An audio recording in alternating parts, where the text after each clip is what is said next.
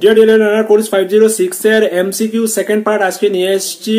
তো সেখানে ব্লক 3 এবং ব্লক 4 এর এমসিকিউ গুলো পাবেন। ইউনিট 7 থেকে ইউনিট 13 অবধি যতগুলো হয় সেগুলো পাবেন। মোটামুটি 80টা এমসিকিউ রয়েছে। মোস্ট ইম্পর্টেন্ট এমসিকিউ আমার মনে হচ্ছে এখান থেকে কিন্তু পরীক্ষায় আসবে। তো ফার্স্ট পার্টে আমরা যেগুলো এমসিকিউ দিয়েছিলাম হচ্ছে ইউনিট 1 থেকে ইউনিট 6 অর্থাৎ ব্লক 3, ব্লক 1 এবং ব্লক 2। ওইখান থেকে 80টা এমসিকিউ তৈরি করা হয়েছে এবং প্রিভিয়াস ইয়ারের সলভ কোয়েশ্চন গুলো ওইখানে ইনক্লুড করা আছে। তো এমসিকিউ গুলো ফলো করলে অবশ্যই আপনারা লাভবান হবেন বলে আমার মনে হচ্ছে। তো চলুন আর কথা না বাড়িয়ে আমাদের আজকের যে সেকেন্ড পার্ট এমসিকিউ গুলো দেখে নিচ্ছি। তার আগে বলছি যদি ফার্স্ট পার্ট এমসিকিউ গুলো না দেখেন আমি ডেসক্রিপশন বক্সে লিংক দিয়ে দেবো, এখানে ক্লিক করে কিন্তু ফার্স্ট পার্টের এমসিকিউ গুলো আপনারা স্টাডি করতে পারবেন।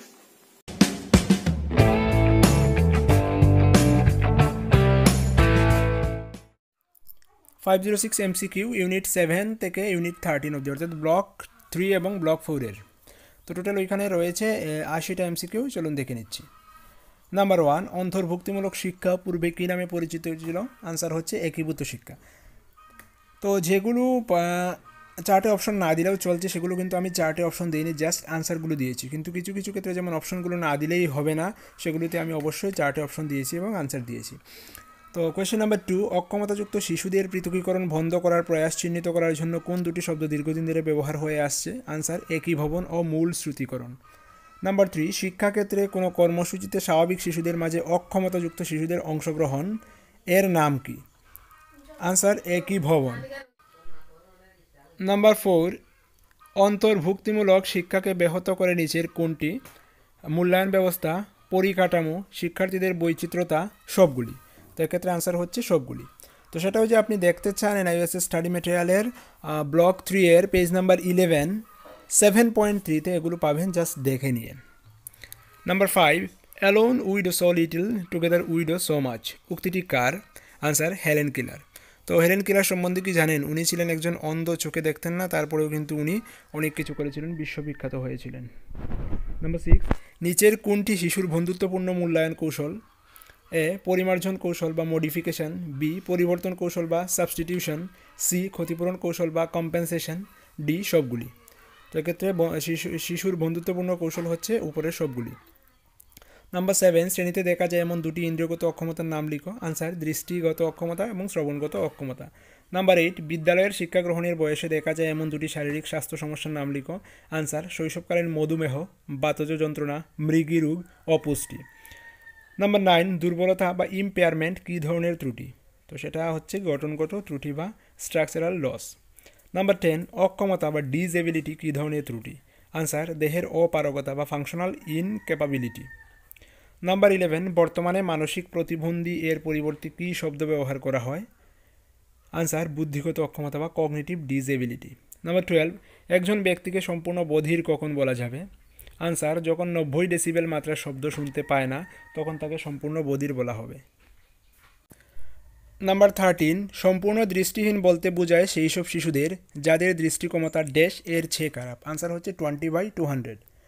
নাম্বার 14, সেরিব্রাল পালসি হলো এক ধরনের, চারটে অপশন রয়েছে, অসুস্থতা, আঘাতজনিত অক্ষমতা, আর্থারাইটিস, পক্ষাঘাত। তো আনসার হচ্ছে অপশন বি অর্থাৎ আঘাতজনিত অক্ষমতা। নাম্বার 15, রক্ত জমাট বেঁধে মস্তিষ্কে রক্ত চলাচলে অসুবিধা হলে তাকে কি বলে? আনসার হচ্ছে থ্রম্বোসিস। নাম্বার 16, স্ক্লিরোসিস শরীরের কোন অংশের রোগ? তো সেটা হচ্ছে স্নায়ুতন্ত্রের রোগ। নাম্বার 17, নিচের কোনটি বংশগত রোগ? অপশনগুলো পার্কিনসন ডিজিজ, স্ক্লিরোসিস, পেশিগত ডিস্ট্রফি, উপরের সবগুলি। তো বংশগত রোগ হচ্ছে পেশিগত ডিস্ট্রফি অর্থাৎ অপশন সি। নাম্বার 18, নিচের কোনটি লার্নিং ডিসেবিলিটি বা শিক্ষা গ্রহণে অপারগতা? অপশনগুলো হচ্ছে ডিসলোকাসিয়া, ডিসগ্রাফিয়া, ডিসক্যালকুলিয়া, উপরের সবগুলি। তো উপরের সবগুলোই কিন্তু লার্নিং ডিসেবিলিটি বা শিক্ষা গ্রহণের অপারগতা। 19, যেসব শিশুরা দত্তক গ্রহণের অপেক্ষায় আছে, যারা দত্তক হবার জন্য আইনি হিসেবে উপযুক্ত, তাদের কি বলে? তাদেরকে অপেক্ষিত শিশু বা ওয়েটিং চাইল্ড বলে। নাম্বার 20, দুর্বল শ্রবণ শক্তি সম্পন্ন শিশুদের শিক্ষার জন্য কিসে সময় ব্যয় করা উচিত? অপশনগুলো হচ্ছে ভাষা, ব্রেইল, লেখা, পড়া।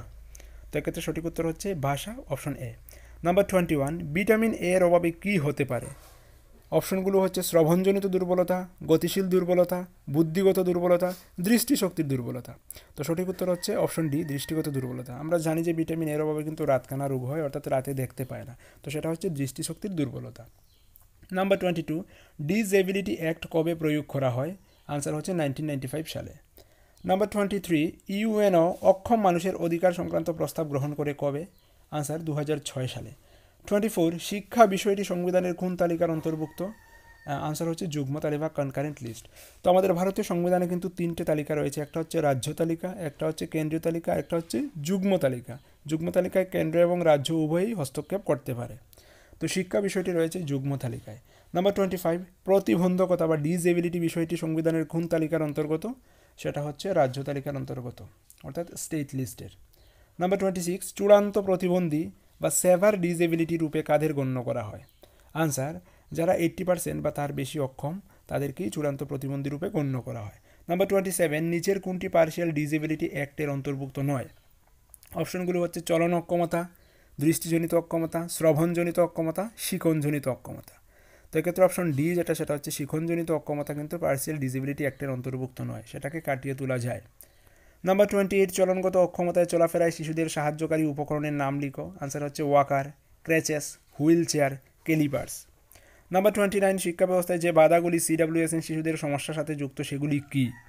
আনসার হচ্ছে ধারণাহীন নীতি, 3টি ভাষা নীতি, প্রতি শ্রেণীতে বেশি সংখ্যক শিশু প্রভৃতি। নাম্বার 30, টিএলএম নির্বাচন করার সময় কোন কোন বিষয়গুলি বিবেচনা করা উচিত? আনসার হচ্ছে বয়স উপযোগী, সৃজনশীল ব্যবহার, স্থানান্তরযোগ্য, মান উপযোগী। এইগুলো কিন্তু টিএলএম এর মধ্যে থাকতে হবে। সেটা বয়স উপযোগী হতে হবে, এতে সৃজনশীল ব্যবহার থাকতে হবে, নতুনত্ব থাকতে হবে, স্থানান্তরযোগ্য এক জায়গা থেকে অন্য জায়গায় যাতে নেওয়া যায় এমন হতে হবে, মান উপযোগী হতে হবে, একটা নির্দিষ্ট মান থাকতে হবে।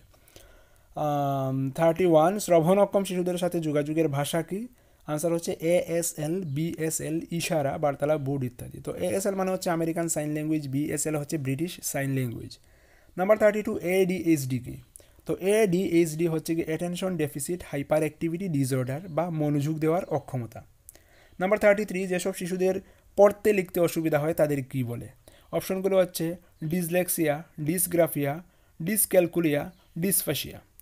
তো সঠিক উত্তর হচ্ছে ডিসগ্রাফিয়া, যাদের এখানে পড়তে হবে না, অ্যাকচুয়ালি পড়তেটা কেটে দেবেন। এখানে হচ্ছে যেসব শিশুদের লিখতে অসুবিধা হয় তাদের কী বলে? তো লিখতে অসুবিধা হয় যাদের, তাদের বলে ডিসগ্রাফিয়া। নাম্বার 34, ডিসলেক্সিয়া প্রধানত যে সমস্যার সাথে সম্পর্কিত সেটা হচ্ছে বলা, শোনা, পড়া, বলা ও শোনা। তো সঠিক উত্তর হচ্ছে পড়া। যাদের পড়তে অসুবিধা হয়, যেমন বি এর জায়গায় ডি, ডি এর জায়গায় বি, বা এমন ধরনের সমস্যা হয়, তাদেরকে বলা হয় ডিসলেক্সিয়া। যেমন আমরা তারা জমিন ফর যে ফিল্মটা দেখেছিলাম, যে বাচ্চাটা ছিল তার কিন্তু ডিসলেক্সিয়া ছিল। এরপরের প্রশ্ন এটা যে 35, তারে জমিন পর সিনেমায় শিশুটির কী ধরনের অসুবিধা ছিল? সেটা হচ্ছে পড়া এবং লেখার ক্ষেত্রে অসুবিধা বা ডিসলেক্সিয়া। নাম্বার 36, বুদ্ধিগত অক্ষম শিশুদের শ্রেণীকক্ষে কী আকারে বসানো যায়? অপশনগুলো হচ্ছে ইউ আকারে, টি আকারে, ওয়াই আকারে, ইউ এবং ওয়াই আকারে। তো সঠিক উত্তর হচ্ছে অপশন ডি, অর্থাৎ ইউ এবং ওয়াই আকারে।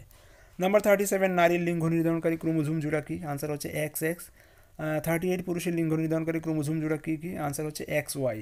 নাম্বার 39, লিঙ্গ বৈষম্য হল অতীতের একটি সংকোচনশীল বিকৃতি। কোথায় বলা হয়েছে? সেটা এনপি 1986-এ বলা হয়েছে, অর্থাৎ ন্যাশনাল পলিসি অফ এডুকেশন, জাতীয় শিক্ষানীতি 1986-তে বলা হয়েছে। নাম্বার 40, নারী স্বাধীনতা পাওয়ার যোগ্য নয় এই বিবৃতিটি তৈরি করে? রামায়ণ, মনুস্মৃতি, মহাভারত, উপনিষদ। তাই সঠিক উত্তর হচ্ছে অপশন বি, মনুস্মৃতি।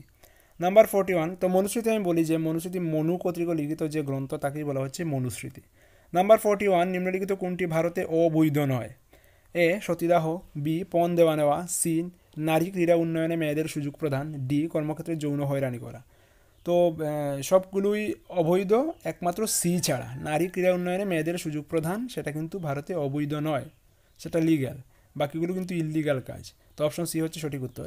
নাম্বার 42, ভারতে লিঙ্গ বৈষম্যের প্রধান সূচকগুলি কী কী? আনসার হচ্ছে যৌন অনুপাত, শিক্ষা, স্বাস্থ্য, কর্মক্ষেত্রে অংশগ্রহণ, অত্যাচার এবং অপরাধ। নাম্বার 43, নিচের কোনটি ভারতে লিঙ্গ বৈষম্যের সূচক নয়? তো লিঙ্গ বৈষম্যের সূচক কিন্তু আমরা উপরে 42 নাম্বারে দেখলাম। তো এক্ষেত্রে অপশনগুলো কী কী দিল? শিক্ষা, স্বাস্থ্য, পরিবার, কর্মক্ষেত্র। তো মিলিয়ে নিন, দেখবেন আনসার হচ্ছে অপশন সি, পরিবার। নাম্বার 44, ভারতবর্ষে যৌন অনুপাত কত? সেটা হচ্ছে 1000:940, অর্থাৎ 1000 পুরুষে 940 জন নারী। 45, ভারতবর্ষে শিশু অর্থাৎ 0 থেকে 6 বছরের শিশুর যৌন অনুপাত কত? সেটা হচ্ছে 1000:914, অর্থাৎ প্রতি 1000 ছেলে শিশুতে 914টা মেয়ে শিশু রয়েছে। নাম্বার 6, 46 নারী এবং পুরুষের পুষ্টির দৈনিক হার কত? নারীদের পুষ্টির দৈনিক হার হচ্ছে 1400 ক্যালোরি, পুরুষের পুষ্টির দৈনিক হার হচ্ছে 2200 ক্যালোরি। নাম্বার 47 নিচের কোন রাজ্যে বাল্যবিবাহজনিত সমস্যা রয়েছে? অপশনগুলো হচ্ছে কর্ণাটক, মেঘালয়, ওড়িশা, বিহার।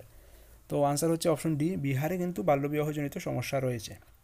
নাম্বার 48 2008 সালে হেলথ অ্যান্ড ফ্যামিলি ওয়েলফেয়ার ডিপার্টমেন্টের পরিসংখ্যান অনুযায়ী ভারতীয় মেয়েদের বিবাহের গড় বয়স কত? তো এক্ষেত্রে আনসার হচ্ছে অপশন সি, 20.6 বছর। নাম্বার 49 নারী গার্হস্থ্য সহিংসতার বিরুদ্ধে সরকার কবে আইন প্রণয়ন করে? আনসার হচ্ছে 2005 সালে। নাম্বার 50 নিচের কোনটি আমাদের সমাজে নারীদের অবস্থা নির্দেশ করে না? অপশনগুলি হচ্ছে সম্পত্তির উপর অধিকার, শিক্ষা, মাতৃভাষার জ্ঞান, যৌন অনুপাত। তো সঠিক উত্তর হচ্ছে অপশন সি, অর্থাৎ মাতৃভাষার জ্ঞান থেকে কিন্তু আমরা সমাজে নারীদের অবস্থা জানতে পারবো না। নাম্বার 51 যৌন অনুপাত বলতে কী বোঝায়? আনসার হচ্ছে যৌন অনুপাত বলতে বোঝায় প্রতি 1000 পুরুষের জন্য নারীর সংখ্যা। নাম্বার 52 নিচের কোন বিবৃতি সঠিক? আমাদের দেশের উন্নত রাজ্যগুলিতে লিঙ্গ অনুপাত কমে যাচ্ছে, নারীদের শিক্ষাগত স্তর পুরুষের তুলনায় একটু বেশি, অধিক অর্থ প্রদানকারী পেশায় আমরা পুরুষের তুলনায় নারী খুঁজি, মেয়েদের জন্য বাল্যবিবাহ ভালো। তো এর মধ্যে সঠিক হচ্ছে অপশন বি, অর্থাৎ নারীদের শিক্ষাগত স্তর পুরুষের তুলনায় একটু বেশি। নাম্বার 53 আন্তর্জাতিক নারী দিবস বা ইন্টারন্যাশনাল উইমেন ডে, IWD যেটাকে বলে, কবে পালন করা হয়? সেটা হচ্ছে 8 মার্চ। নাম্বার 54 সম্পদ কত প্রকার ও কী কী? সম্পদ হচ্ছে 4 প্রকার: প্রাকৃতিক সম্পদ, বুদ্ধিগত সম্পদ, মানব সম্পদ এবং অর্থনৈতিক সম্পদ।